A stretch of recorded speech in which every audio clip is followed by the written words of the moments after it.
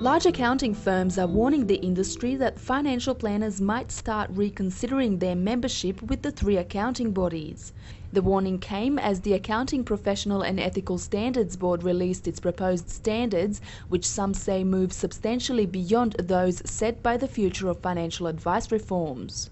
Well, overall, our members and COUNT itself supports the actual objectives of the APESB board, which is to improve the ethical standards and the professional standards of the industry.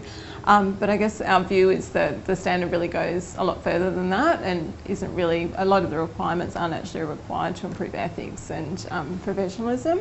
So the concerns are around, the banning on asset-based fees, commissions and on insurance products and also on lending services, and that they go significantly beyond what FOFA actually requires and doesn't actually recognise a lot of the additional consumer protections that are actually provided as a result of FOFA and the FOFA reforms. The removal of all asset-based fees and commissions, even with respect to insurance, appears to attract the most criticism.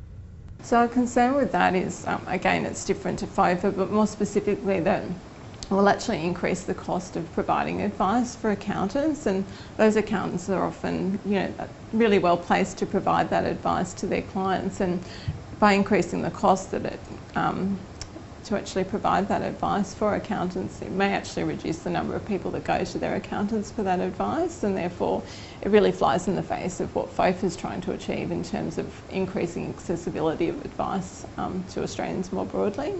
Paul Harding-Davis from Premium Wealth Management said if the major accounting groups embraced the new standards, there was a real danger that planner members would seek representation elsewhere.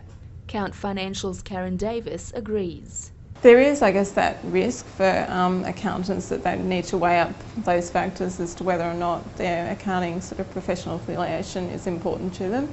But I guess for COUNT as a dealership, the thing about APESB is that it does actually follow the individual, so it follows the accountant wherever they go as long as they maintain that professional qualification. So the difficulty it creates for licensees is that for some licensees they've got a mixture of accounting and non-accountant financial advisors, and they'll really need to establish whether they'll operate dual systems to actually assist those advisors in meeting their obligations.